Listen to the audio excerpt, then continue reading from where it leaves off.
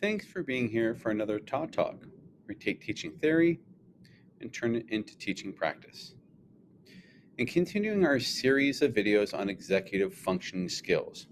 Executive functioning skills, to recap, are simply the tools that people use to be successful.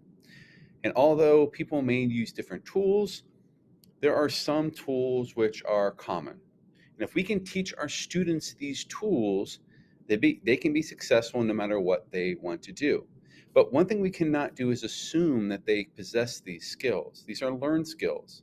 So what we don't want to do is we don't want to say, well, that kid's so unorganized, but then not show them how to be organized. So that's what I'm going to be talking about today is the executive functioning skill of organization. Organization can take many different forms. So I'm going to break this down into the 5 common things that students typically need to organize. So the first and most obvious one is their paperwork or their schoolwork. And there are various ways to do this. And so there are 2 kind of realms here. One is the physical realm and one is the technical realm. So what I mean by that is students get assignments on paper, they work on them, and then they have to turn them in. Somewhere in that process, there are many students that lose what it is that they're doing or forget that they're supposed to do it. And so there needs to be an organizational system in place. One of the simplest ways to do that is through the use of folders. So, for example, we have specific subject areas we teach in school. We have math, science, language arts, social studies. For every single one of those, students need to have a folder. So they need a math folder, a science folder, and so on and so forth. They don't just need a folder where everything gets thrown in. That's the problem when organizational issues come into play, is that because everything's kind of thrown into one place, there's no easy way to find what you're looking for. And that's basically, bottom line, what organization is all about, is being able to put your hands on something that you need because it's organized. So folders are one way to do this. So we want to make sure our students have folders and that these folders are either color-coded or labeled or whatever. Something that allows them to realize, oh, that's my math folder. And then you have typically 2 sides to a folder. So what you want to establish with students is one side is for one type of work and one side for the other type of work. For example, the left-hand side may be stuff to do. And on the right-hand side may be stuff to turn in or that has been returned. And so that way students can go into there and they're like, okay, if I have anything in this side of my folder, then that means that I have to do that work. And if I have something on this side of the folder, I want to make sure, and it doesn't have a grade on it, I want to make sure I turn it in. Because we all have those students that do the work, but then they can't find what they did. And how frustrating is that for not only for the teacher, but for the student, because they're not getting acknowledged for their effort and for their work because of an organizational issue. So if you assign a student 20 problems, and they do those 20 problems, and then they lose the paper or can't find it, then the work they did on those 20 problems becomes then negated. So organization is all about putting your hands on things. So folders are one way to organize materials. Another way are notebooks. So depending on how old the students are, you might be taking notes. And so when you do that, don't have one notebook where students take all their notes. Again, have a separate notebook for math, a separate one for social studies, a separate one for whatever subject areas they're taking, and have those labeled and make sure that they start at the beginning of the notebook and they go in order. And that I often, when it comes to notebooks, I want students to have spiral because I learned this myself. It's really difficult to lose spiral pieces of paper because they're stuck in there. You have to make an effort to rip them out in order to get them out. So the spiral notebooks are good because stuff's not going to fall out. Things are not going to get lost. It helps with the organizational process. So that's in the physical world. But I also talked about the technical world. So what I mean by that is we are in a day and age where students use their laptops, Chromebooks, whatever, quite a bit when it comes to their education. And so the question becomes, how organized are their their devices. So, perfect example, look at their phone.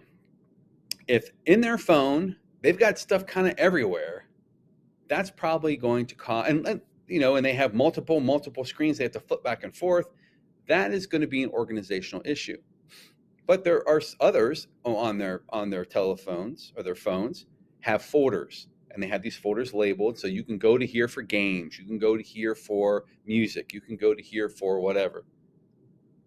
And so helping students to organize a desktop on their computer is one way to do this. So here's an example of how you might organize a desktop. So what you see here is my desktop. And I will say there are various levels of organization that people have. And one thing I keep very organized is my desktop.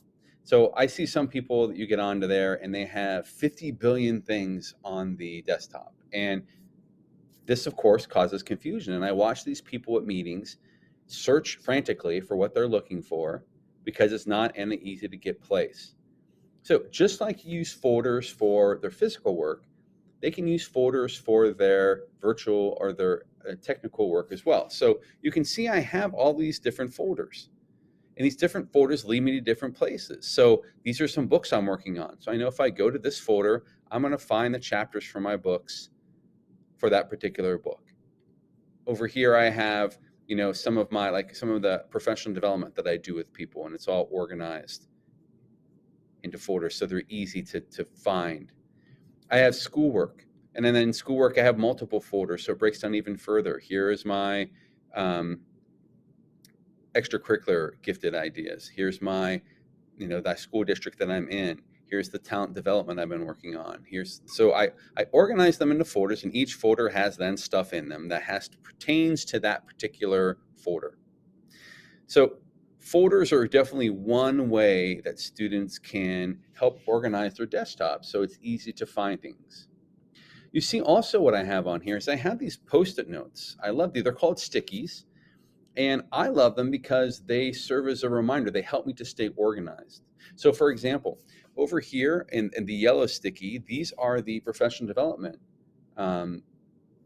presentations I have coming up. And so this allows me to put a date, a time, whatever, so I can have it in one place. If I put it on my calendar, it can be really difficult to find because the calendar is broken up into a month and I'm not sure when something's coming up. So this keeps it on my desktop, and I can look at this at all times to help me remember that I have some professional development of some sort coming up. In the purple Post-it note, you see I have my writing deadlines. So I have these are the 3 books I just showed you the folders for, and when they're due.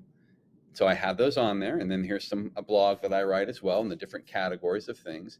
So this just helps me to stay organized. And so you want to do the same thing with your students. Now, they may have folders just like they have physical folders. They may have, folders on their computer that say math, and all their math work is in there. Or they might have a folder that, that says science, and they have other science in there. So they can categorize. Those are the easiest way to categorize things. But they can also have just like the folder we talked about before, they can have a turn-in folder where they know stuff in there and that particular folder that needs to be turned in.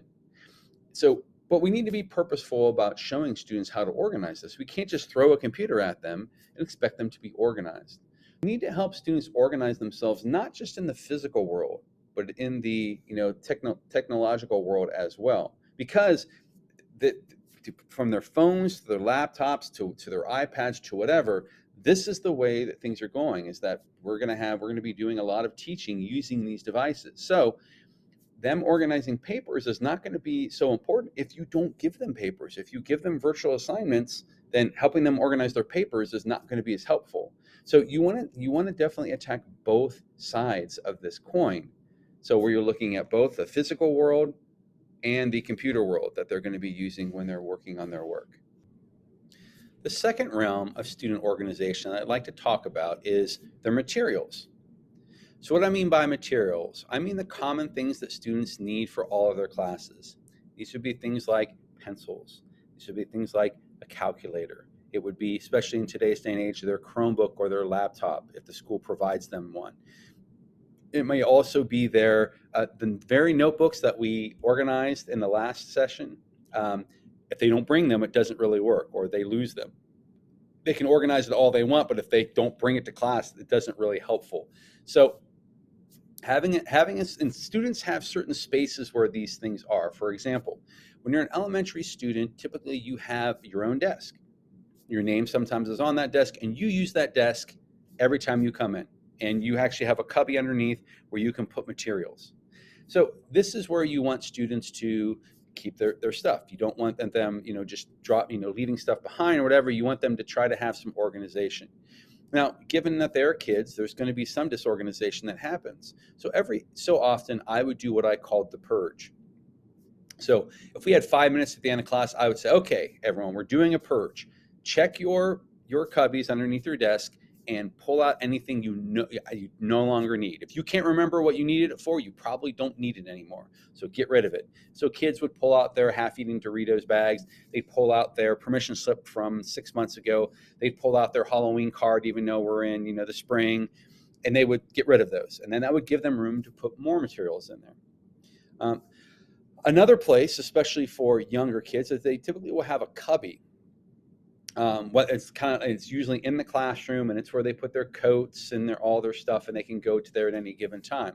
So as the teacher, you want to help them to organize that at the beginning of the year, and you want to help them keep it organized. Now, one way to do this without having to spend a lot of time yourself is a lot of teachers will assign or have students have particular jobs in the classroom, whether it's straightening up the library, whether it's making sure that the lunch tote has been taken down or whatever. In this case, you might want to have someone that's responsible for keeping an eye on the cubbies to make sure that they're organized. And if they're not, then this person can gently suggest to someone that maybe they might want to organize it, or come to you and let you know so that you can gently suggest. The last space is lockers. And this is kind of like a free-for-all, especially when they get to junior high and high school. Teachers typically aren't checking student lockers. They're not making sure that they're organized. But that doesn't prevent you from trying to help them to be organized. So when students are if they first assigned a locker, can you give them some reminders or hints or tips? And then again, it doesn't hurt to have that purge every so often. I remember we would have the purge at the very end of the year, and they would have these giant trash cans that they would have all over the school, and people would just throw a year's worth of stuff away. What if you did that every 9 weeks instead, or every 6 weeks? And so it didn't build up all year long. To whereas kids are like, they'll be doing the purge, and they'll be like, oh, here's my winter coat. And I wonder what happened to that. And it's been in there for like months. So a purge every once in a while is a good thing, helping them to keep their materials. The materials, making sure they have materials is a whole nother thing. So they have them in their space, but are they bringing them? And so you want students to bring pencils, certainly. And you want to set an expectation that you should have a pencil every day because you're going to need it. You need to have your computers every day.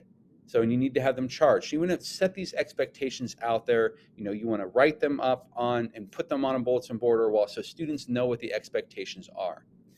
However, given that may be the case, you also have to pick your battles and not fight fights that will just leave you exhausted and won't really accomplish anything. And let me give you the perfect example. The idea of the pencil. So if a kid comes to class and he doesn't have a pencil, as a teacher, sometimes I did this myself for many years. I had a system where kids could borrow a pencil. They simply had to leave a shoe behind. And that way they knew to put the pencil back at the end of class because they needed to get their shoe back. So it was kind of like collateral. And I've seen other systems like this as well, where students, have to put something in that, in a place in order to get the pencil. This is a no-win situation for the teacher. And here's what it comes down to is, so what if they don't have a pencil? Do you really want the fact that the student doesn't have a pencil to be the reason why they're not learning today? Because some students will use that as an excuse to not learn. They'll be like, I don't have a pencil today, so I can't learn. So I would have like a bucket full of pencils, some of which I bought, most of which were just left behind by other students. And so I would just put them in this bucket, and then they had this communal bucket of pencils that they could use anytime they wanted to. So kids no longer had an excuse. And I know what some of you might be thinking. Well, then that kid's never going to learn. That kid's going to come and take a pencil every day. So what? So some kids will learn because they don't want to use the pencil that's half, that only doesn't have like the nub of an eraser, or that has like it's this big and you're trying to. So they'll those kids who really want to will learn to bring pencils of their own. And the kids that don't learn probably aren't going to learn. The more that you make these restrictions or don't allow them to use a pencil because they forgot one. So I caution you on that one. That you can make your own choice, but in my experience as a teacher is I found that was an exhausting battle that really wasn't worth it. So I just started giving kids pencils, and I never ran out of pencils. And I know people were like, well, I'd have to pay for those myself, whatever. I would buy a pack of pencils maybe at the beginning of the year, and it would last the entire year. And so when it comes to student materials, you definitely want to help them remember them to bring them. You want to help them keep their spaces organized, but you don't want to necessarily at the cost of like your own sanity. Now, some things you can't get around, like you're not going to have an extra calculator for every single student. But again, I could always count on some students at the end of the year to leave their calculators behind, and then I would just put those in a bucket, and then students can use those when they needed them. When it comes to their Chromebook or their laptop, their responsibility is to go home and charge it. But inevitably, some kids don't do this, and some of those kids are chronic. They never have them charged, but we don't know their situation. So what's the harm in letting them keep it charged at school, or charging it at school when they come in the morning? And then that way they can, because otherwise they're not going to be able to do any work if they don't have their Chromebook charged. And so again, it's a battle that you don't really want to get into. You want to just make sure that you're removing all barriers for student learning and letting students, if they have some issues with materials, you'll know who these kids are. Just work with them and anticipate that, and try to make sure that they have materials readily available if they're forgetting them. The third thing I want to talk about is their personal stuff. So this is the stuff that's theirs, like their coat, could be their backpack, could be their most precious item for most students, which is their phone. And so are people keeping track of their own personal items? Because you always have that. I'm always amazed when at the middle of the year when they put all the coats and stuff on the lost and found, and there's enough clothing to clothe a small nation. It's really remarkable. And so kids are undoubtedly going to leave things behind. They're not going to be responsible. They're going to, but we could help them to organize those. So that's a good idea, is that every so often you put these things, you don't just say, hey, come to the lost and found if you lost something, because some kids aren't even aware that they lost it. But what we do is we put these tables out, and then we put all the stuff on the tables, and kids walk by and go, oh, I forgot I had that. That's mine. And then they grab it and whatever. And so just helping kids to stay organized in that regard. When it comes to their phone, I'm always amazed. Like my daughter always loses her phone. And so she has this thing on her Apple Watch, and she dings it and she finds her phone. She has to go searching for her phone. And we're all listening very carefully so she could find it. This drives me nuts, because one real good strategy for any personal materials is to always put them in the same place. So for example, if they bring their phone in, they always put their phone in their right-hand pocket. I always have my phone in my right-hand pocket, and I know if I touch my right-hand pocket and it's not in there, I've forgotten it somewhere or something's happened to it. So everything should have its place. And you want to teach kids the strategy. Like when you come in with your coat, do you always put your coat in the same place so that you're going to be, you're going to know where to go to find it? Because what happens is that when students come in and they put things wherever, that's when things get lost. But if they have a specific place where they're putting that, that's a good strategy for students to be organized when it comes to their personal materials. So they know where their phone is because it's always in this particular place. When I come in from work, I always put my phone next to my keys, next to in the kitchen, in the exact same place. And then if I go to get my phone and my phone's not there, one of my kids has taken it. But I know where it is at all times. And so it's important that everything have its specific place. So that's a third thing to consider, is how do you keep track of your personal materials? Make sure that students have a particular place where they put them so they can remember them. The fourth thing I want to talk about is the idea of time. So time can be organized. It seems like a non-physical object, but it's very much can be organized, and it can be disorganized at the same time. So I talked in the executive functioning skills video when I talked about planning. I talked about the use of calendars and to-do lists, and these also can be used to help organize time. So if you need a refresher on how to use those, you can watch that one. I'm not going to repeat that again, but what I'll say is that you want students to have some way to organize their time, whether it's a planner, whether it's a sheet of paper, whether it's a something that they keep on their phone, like a schedule. You want to show kids how to do that and make it available to them so they know how to use it. Some students will choose not to use it, but you want to give kids the opportunity. You want to help them to see, like, this will help you stay organized. This will help you stay on task when it comes to whatever you're doing. So helping to organize their time is going to be really important. And two good tools for doing that are a calendar and a to-do list.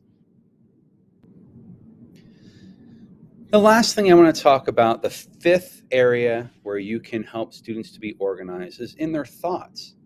This, as well as time, is an abstract idea, but we want students to be organized in their thoughts.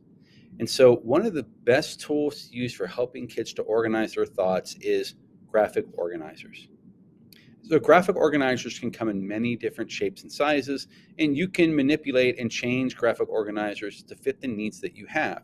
But I'm going to show you a few examples of graphic organizers that you can use to organize students' thoughts. Every year when I am coaching my students to do invention convention, and usually these are younger kids, elementary kids, they have a bazillion ideas. The problem is, of course, that they have a bazillion ideas and they can't focus it down into one. They can't find the funnel that allows them to take all these ideas and narrow them down to a single idea that they can really focus on. And so I struggled when I was doing invention convention to get students to do this. And so what I started to do is I started to use graphic organizers after a few years in order to help them to channel their ideas into a place where they could be usable. And so we use these graphic organizers like you see right here. And this allowed kids to kind of record their thought process and then to narrow it down and prioritize and all the things that you want to do when you're organizing your thoughts. So the graphic organizer just was a prompt that allowed them to do this. Sometimes you can have a more general graphic organizer like you see right here, which is the brain mapping one.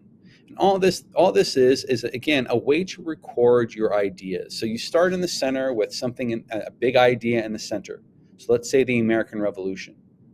And then you have all these ideas off the American Revolutions, like you have the use of Hessians as soldiers, you have the Declaration of Independence, you have the common sense, you have the role that George Washington played, you have the how the French allied, whatever. So you have this main idea and all these thoughts off of this main idea, and this just helps you to organize those thoughts. And the thing I like about a graphic organizer like this is you can see it keeps it connected. So when they come up with an idea, it's not like just floating off in space, but they can connect it back to their main idea through this brain mapping. So this is one that I use with students, especially when they're starting on something new and they don't know exactly what they're going to do, whether it's starting an essay, whether it's going to do a research project for social studies, whether it's doing an experiment, but sometimes I'll use the brain mapping for that.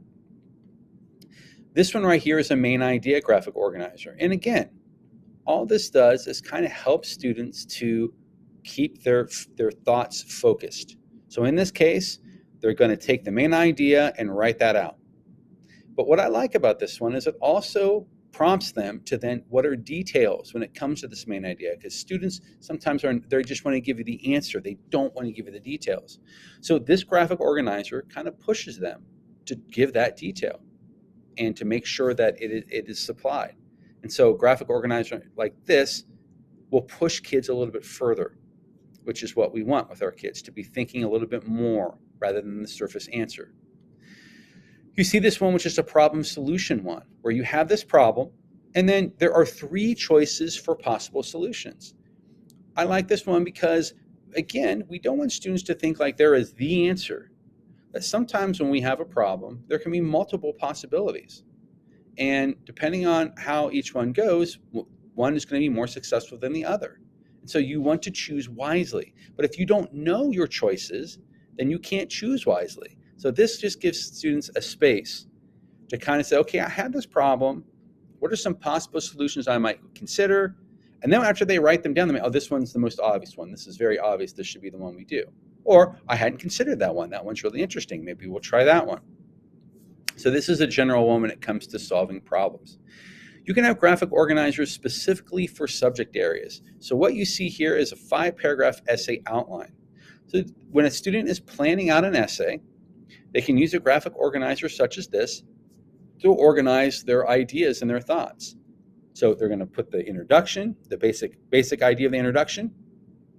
They're going to put their thesis. They're going to, what is their 3 body paragraphs going to be about, and their conclusion. So this is the structure of a 5-paragraph essay. And this graphic organizer just helps them to actually see the structure so that they can insert the things that they need in that structure in order for it to be successful. You can use graphic organizers in math. You see, this is the PEMDAS chart. And PEMDAS is kind of it's not new, but it's new for me because when I was a kid, we didn't use PEMDAS. But PEMDAS is the order of operations that you go in. And so this helps kids to remember what that order is and making sure, so the parentheses is first. So they start with the parentheses and that's where and then they go through the whole thing. There's, multiplication, division, addition, subtraction. So they're going through the orders that they need to go through. And so they can use a graphic organizer like this to move through a problem, to try to solve that problem. So it's going to allow them to think mathematically. This is a science graphic organizer. And so this is using the scientific method. It breaks it down into all the parts, which is observation, question, hypothesis, outcome, the procedures, all that stuff. And so students can just organize their thoughts on this rather than just like randomly doing things and not being organized in their thinking when it comes to eventually getting the solution to their what they're investigating. This is a social studies one. And so this is a fairly simple one, but you have social studies has these big ideas. We talk about specific things, but ultimately they all fall under this large umbrella of a big idea. And so you want students to encourage students to think about what is this big idea? What people or groups were part of this? What vocabulary would be important to know? What events would be important to remember that shape this? And then specifically, this one is about American history. What is the why? Why is this important? Okay, or how this changed America's people and the lives of people, or in the way that we do things. So these graphic organizers can be a really good way to help to organize student thoughts. I use them all the time with my students, especially my gifted students, because my gifted students have so many ideas that sometimes they get stuck. It's like they have 1,000 ideas and they're trying to get through a single door, and they can't get through the door because they have all these ideas and won't let them push through. So these graphic organizers can help to funnel their thoughts, can help them organize their thoughts so that they can turn it into something that's usable. So there are 5 areas that we want to help students be organized in. The first of these is the idea of paperwork, or if it's on their laptop, how they're organizing that, their folders, their notebooks, whatever, the stuff that they need in order to learn. So how can we help them to organize that? The second one is materials. So they may need pencils or a calculator or their computer. And so how can we help them to remember those? How can we help to make those accessible to them? How can we make it so if they forget them, it's not going to prevent them from learning? The third one is the idea of their personal items, their coats, their Chromebooks, their phones, their things like that, their toys if they bring toys. How can we help them to organize their space, their desks, their cubbies, their lockers, in order to make sure that they have access to their personal materials, which are very important to them. And so knowing that everything has its place and knowing where that place is going to be one way that you can help students. The fourth way is time. Organizing time through the use of calendars and to-do lists are an easy way to get students organized when it comes to time, so that they are not procrastinating, but they're plotting things out for over the course of an amount of time rather than waiting to the last second. So this is going to help them see the big picture, which some students struggle with seeing. But it's also going to help them to break down this big picture into small increments so that they can see how can they do this. The fifth one is their actual thoughts. And so we want to be able to organize their thoughts so that they can produce something as of high quality because they are able to narrow it down. So graphic organizers are a really great way to help organize the thoughts of your students. And so consider using graphic organizers whenever you have something that you're doing where students have to brainstorm or think of possible ideas. Use these graphic organizers to help organize their thoughts. So a few tips that I want to give you before we part ways. The first of which, label. As much as possible, try to label everything. So that means their personal items, like their coat and their gloves, make sure their names are on them. And that way, if they lose them, you can return them to them. Their papers, teaching them how to put their name on their papers, which seems like a really simple task, but even adults forget to do that. But helping to encourage them and remind them, not taking points off because they didn't do it, but making sure that you just to remind them. And that way, if they do lose something, it can be returned to them. Labeling their folders so they know which folder is which, labeling their notebooks, labeling their files in their laptop. Labels are a really easy way to stay organized. So label as much as possible. Putting their name on their desk if they're younger, or on their cubby if they're younger, can be an also good way. Because undoubtedly, even when the kid goes away for winter break and then comes back, they sometimes forget where their locker was for some reason. And so that can happen from time to time. So just helping kids along and stay organized. The second thing is help them to recognize their own weaknesses. So we all have weaknesses when it comes to organization. If we know what those are, then we can kind of head them off at the pass. For example, I am terrible at remembering things that people tell me. So if you look at my desk, I have tons of Post-it notes all over my desk to remind me the things that I need to do, because otherwise I'll simply forget them. When my wife asks me to do something, she'll say, I need you to do something later. I'm like, no, I'm going to do it right now, because if I don't do it right now, I'm going to forget it. But I recognize my weakness, that I am forgetful. And so I have come up with coping strategies in order to prevent that from happening. So from use to Post-it notes, to taking action immediately, to whatever. So help kids to see what is your weakness, okay? One of your weaknesses is like you always forget to turn things in. Can we have a turn-in folder that's specifically just for turn-in, so that we can personalize the organization to make sure that you can work around student weaknesses and help to build those up. The next tip I'm going to give you is be consistent. So students need to be consistent with what they're doing. So if they're doing something and it works, keep doing that. Be consistent with it. If they're doing something though and it's not working, they need to change. Okay? The definition of insanity is doing the same thing over and over and over and expecting a different result. So if a student is not being successful, then they need to consider a change, and you need to help them consider a change.